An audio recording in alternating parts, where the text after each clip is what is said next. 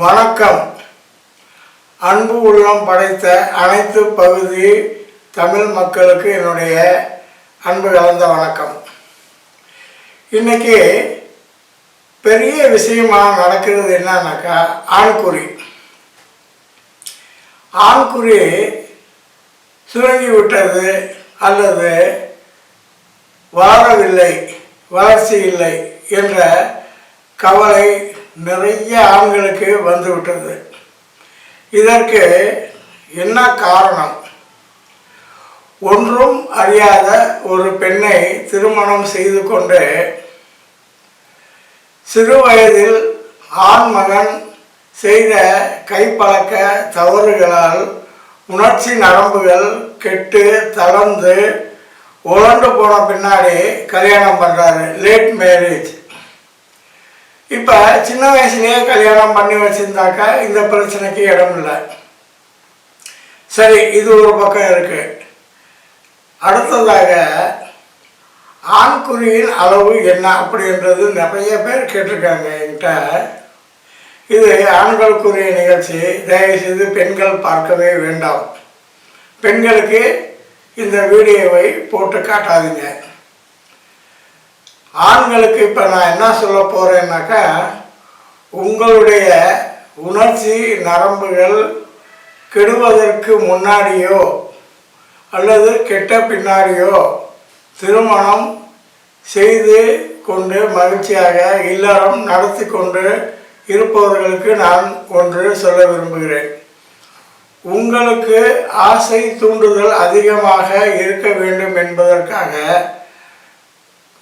மனைவியோடு கூடி இருக்கும்போது ப்ளூ ஃபிலிம் செக்ஸுவல் நீல படங்களை மனைவிக்கும் காட்டுவது. இப்போ இந்த மாதிரியான படங்கள் மனைவிக்கு காட்டின பிறகு மனைவிக்கும் தூண்டுதல் அதிகம் ஏற்படும் என்று இந்த ஆண் நினைத்து காட்டுகிறான். ஆனால் மனைவி எப்போவுமே சாதாரணமாக குடும்பம் நடத்தி 2 பிள்ளைக்கு தாயான பிறகு இந்த மாதிரியான உங்களுடைய உணர்ச்சி, ஆண்களுடைய உணர்ச்சி குறைஞ்ச பின்னாடி இந்த நீல படத்தை பார்த்து கொண்டே இல்லறத்தை தொடங்குவது. ஆண்மகன் செய்யும் ஒரு பெரிய தவறு என்னன்னாக்கா, மனைவியோட உடல் உறவில் ஈடுபடும் போது ப்ளூ ஃபிலிம் பார்த்து கொண்டே மனைவியை இல்லறத்தில் ஈடுபட செய்வது. இந்த மாதிரி ஈடுபடும் போது மனைவிக்கும் அந்த காட்சியை காட்டுவது. சாதாரணமாக நடந்து கொண்டிருந்த குடும்பம் இப்பொழுது இந்த நீல படம் பார்த்த பிறகு மனைவிக்கும் அடிக்கடி பார்க்க வேண்டும் என்ற ஆசை ஏற்படும். அது என்ன பண்ணுறாங்க, எப்படி இருக்குங்கன்னு. ஆண்களே தயவு செய்து இந்த மாதிரியான தவறுகளை செய்து விடாதீர்கள்.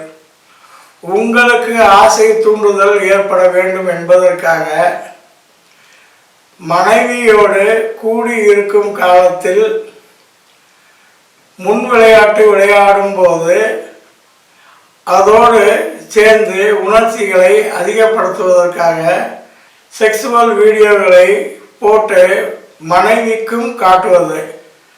உங்களுக்கு தான் ஆசை தூண்டுதல் வேண்டும், மனைவிக்கு நீங்கள் தான் ஆசை தூண்ட வேண்டும். இதை மறந்துட்டு மனைவிக்கு அந்த வீடியோவை காட்டுறது. இந்த மாதிரியான நீல நிற படங்கள் மனைவி பார்க்கும்போது அந்த படத்தில் டெக்னிக்கலாக எடிட்டிங் செய்யப்பட்டு ஆண் உறுப்பு ரொம்ப நீளமாகவோ அல்லது பல இன்ஜெக்ஷன்களை போட்டு ஆண் உறுப்பு நீளமாக்கி பெண்ணோடு இணையும் காட்சிகளை படமாக்கி வெளியிடுகிறார்கள். அதுவும் என்ன, நீண்ட நேரம் உடலுறவு வைத்துக் கொள்ளும் அளவிற்கு வெளியிடுகிறார்கள். மீண்டும் மீண்டும் இல்லறத்தில் ஈடுபடும்படி அவர்கள் படம் எடுக்கிறார்கள். இதெல்லாம் எடிட்டிங். ஆனால் இது பார்க்குற குடும்ப தலைவிக்கு தெரியாது. அப்போ இதை பார்த்து கொண்டே இருக்கக்கூடிய மனைவி என்ன செய்வார்னாக்கா, கணவன் வேலைக்கு சென்ற பிறகு அது என்ன வெப்சைட் என்று தேடி செக்ஸுவல் படங்களை பார்த்து மகிழ்ந்து கொண்டிருப்பார். இந்த மாதிரியான காட்சிகளை இல்லற பெண்மணி பார்க்கும்போது என்ன ஆகும்னாக்கா, தனிமையில் அவங்க இருக்காங்க, கணவன் வேலைக்கு போயிட்டாங்க. அப்போ அவர்களுக்கு மனசில் என்ன ஓடும், இந்த ஆண் மகன் இந்த பெண்ணோடு நீண்ட நேரம் உடலுறவு வைத்துக் கொள்கிறான், அதுவும் ஆண் உறுப்பு மிகவும் நீளமாக இருக்கிறது, என் கணவனுக்கு இந்த மாதிரி இல்லையே, நீண்ட நேரம் அவரால் உடலுறவு வைத்துக் கொள்ள முடியவில்லையே என்ற ஏக்கமும் கவலையும் ஏற்படுகிறது. இப்போ இது தொடர்ச்சியாக பார்க்கப்படும் போது, அல்லது நீங்கள் உங்களுடைய ஆர்வத்தின் காரணமாக மனைவிக்கு அந்த காட்சியை செல்போனில் போட்டு காட்டும்போது நீங்கள் செய்த தவறுகள் என்ன ஆகும்னாக்கா, சின்னதாக இருந்து பூகம்பம் போல வெடித்து அந்த காட்சியை விவரிக்கப்படும். எப்படி விவரிப்பாங்க பெண்கள் பாருங்கள், அந்த படத்தில் நீங்கள் காட்டின படம் தான், அதை எவ்வளோ நேரம் செய்கிறான், நீங்கள் உள்ளே வச்ச உடனே உங்கள் வேலையை முடியுது, எனக்கு ஆசை தூண்டுதல் அதிகமாக்கி விட்டுறீங்க. அப்போ எனக்கு திருப்தி இல்லாமல் போகுது, ஆரம்பிச்சிருச்சா சண்டை, இனிமேல் தான் போர்க்களத்தில் இறங்க போகிறீங்க ரெண்டு பேருமே. இப்போ நீங்கள் செஞ்ச தப்புனால மனைவி தெளிவடைந்து, அதாவது திருமணமாகி 2 பிள்ளையை பெற்ற மனைவி உங்களுடைய நீல நிற காட்சி படங்களை நீங்களே அவர்களுக்கு காட்டிவிட்டு, அதாவது பிள்ளையை கிள்ளி விட்டுட்டு இப்போ நீங்கள் தொட்டில் ஆட்ட போகிறீங்க. இல்லைம்மா அது அப்படிம்மா, இன்ஜெக்ஷன் போடுறாங்கம்மா, அது சும்மா இந்த மாதிரி காட்டுறாங்க, எடிட்டிங் பண்ணுறாங்க, நீண்ட நேரம்லாம் யாருமே உடலுறவு வைக்க முடியாது, இந்த மாதிரியாக நீங்கள் என்ன சொன்னாலும் அங்கே உங்கள் பாட்சா படிக்க போகிறதில்ல, அந்த மனைவி ஒத்துக்கிற மாட்டான், அதெல்லாம் எடிட்டிங்கெல்லாம் இல்லைங்க, அவங்க எடிட்டிங்கே இல்லாமல் படம் போகுதும்பாங்க. இப்போ வந்துடுச்சா, இனிமேல் சூறாவளியும் புயலும் தான் வீட்டில் அடிக்கும். அன்பாக பிரியமாக நடந்து கொண்ட மனைவி மாறுதலான செயலில் ஈடுபடுவாங்க. உங்கள் மீது உள்ள அன்பை கொஞ்சம் கொஞ்சமாக குறைச்சிட்டே வருவாங்க. எதிர்த்து பேசுவாங்க. எதிர்த்து பேசுவதனால் என்னாகும், உங்களுக்கு கோபம் வரும். உங்களுக்கு கோபம் வந்தால் என்னாகும், ஏதாவது ஒரு நிகழக்கூடாத ஒரு விஷயங்கள் அங்கே நிகழும். வாய் வார்த்தை முற்றி போய் சண்டையாக மாறும். இப்போ இது பிரச்சனை வந்துடுச்சு. இனிமே ஆண்களே தயவு செய்து நீல நிற படம் பார்க்கணுமா, ப்ளூ ஃபிலிம் பார்க்கணுமா, தனிமையில் நீங்கள் மட்டும் பார்த்து இன்பத்தை தூண்டுதல் செய்து மனதளவில் ரெக்கார்டிங் பண்ணி வச்சுக்கோங்க. மனைவியோடு ஈடுபடும் போது மனைவியையும் சேர்த்து பார்க்க வைப்பது மிகப்பெரிய குற்றம். தயவுசெய்து இதை உணருங்க. இதுக்கு மேலே நான் சொல்லலைங்க. அங்கே பிரச்சனை அந்த மாதிரி வந்துடும். குடும்பமே ரணகலமாக மாறி பிரச்சனைகள் முற்றி போய் பெரியோர்கள் மூலமாக தகவல்கள் பரிமாற்றம் செய்யப்படும். இதெல்லாம் நமக்கு தேவையா?